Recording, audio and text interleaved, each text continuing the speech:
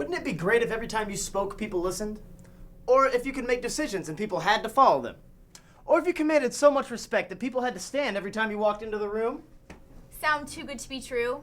Well, our government's judicial branch has a job that can give you all this and more. You can be a judge. As a judge, you'll get to be in charge of your very own courtroom. You'll get to sit behind a big desk they call a bench, and you'll get to say cool things like, order in the court. But being a judge is more than just about wearing black robes and pounding the gavel. As a judge, you'll get to help people. People never come to court because things are going great in their lives. When people come to your courtroom, it's because something is wrong and they can't fix it on their own. Sometimes what's wrong is a person is accused of committing a crime. We'll call this kind of case a criminal case. Other times what's wrong is people will have a disagreement about something, and they'll want you as a judge to figure out who's right.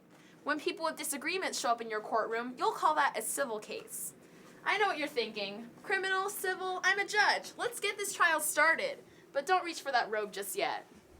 Before you walk into your courtroom, you'd better know what the trial is going to be about. That means you need to read all the paperwork the two sides gave the court, starting with the complaint. The complaint is where one person explains why they're coming into court by writing down everything they think the other person did wrong. Then you'll read the answer. That's where the other person gets to write down their side of the story and respond to everything that they've been accused of. After the answer, well, let's just say most cases have a lot of paperwork to go through. Looking through these files gives you an advantage because you'll know everything both sides are going to tell you before you even set foot in the courtroom. All right, you've got your robe on, you're sitting behind the bench looking important, and a trial's about to begin. Now what? As the judge, what will you actually do? All trials have one thing in common. Someone has to figure out what really happened. In some cases, you, the judge, would get to do that. But usually, a jury gets to decide. A jury is a group of regular people who listens to everything during the trial and then decides who wins. But just because there's a jury doesn't mean you can sit behind your bench and listen to your iPod and play computer games. Most judges do have computers at their bench, but it's usually to look up court documents, not to surf the internet. During the trial, lawyers from both sides will tell the jury their versions of what happened. They'll show the jury all kinds of evidence to try to prove they're telling the truth. There will be witnesses to listen to, pictures to look at, and maybe videos to watch. As a judge, you're more like a referee in a sports game.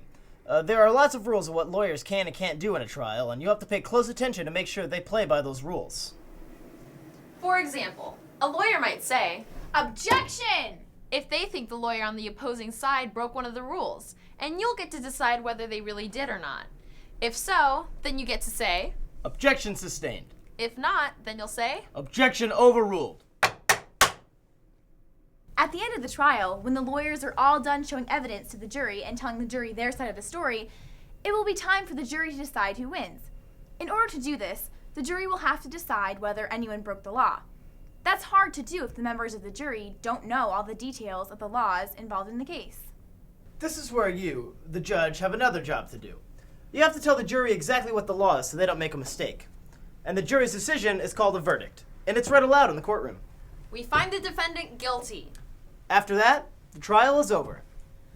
But is the case really over? I hate to break this to you, but you're not the only judge in the judicial branch. While you've been working at the trial court level, there are judges above you in the Court of Appeals and judges above them in the Supreme Court. The losing side in that trial you just had can take their case to the next court above you and try to have their decision overturned. This is called taking the case up. It's also called making an appeal. It's kind of like taking an elevator up to the next level. When you become a Court of Appeals judge, your job will be different. For one thing, there won't be any trials. The Court of Appeals is only for cases that have already been through a trial and gotten a verdict. Usually, the losing side will be arguing that the verdict was wrong, and you'll have to decide whether or not a mistake was made in the trial court. You won't get to make a jury do all the work either, because on a Court of Appeals, there are no juries.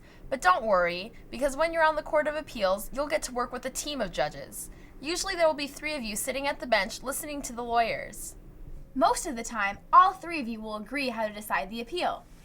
Sometimes, though, 2 of you will decide the appeal by majority vote, and the 3rd judge will disagree with the majority. If so, we call that 3rd judge a dissenting judge. If you decide the trial court made the wrong decision, usually you'll send the case back to the trial court to fix the mistake. If you decide the trial court was right, however, you will affirm the trial court's decision by leaving it alone. The losing side in the Court of Appeals can take their case up one more level, to the Supreme Court. The Supreme Court is the highest court in the country. Yeah, I know. You want to be a Supreme Court judge. Well, the first thing you need to know is that you won't be called a judge up there, because judges on the Supreme Court are called justices. There are only 9 justices on the U.S. Supreme Court. Each one was handpicked by the President of the United States and then voted on by the Senate. The best thing about being on the U.S. Supreme Court is that when you make a decision, it is the supreme law of the land. That means, as a Supreme Court justice, you're going to have an awful lot of responsibility. When you make a decision, you can't just think about the 2 people involved in that one case. You'll have to think about how your decision will affect everyone in the country who's in a similar situation. Of course, no matter what kind of judge you are, people are still supposed to rise when you enter the courtroom. And they're supposed to call you Your Honor. You know, that sounds pretty good.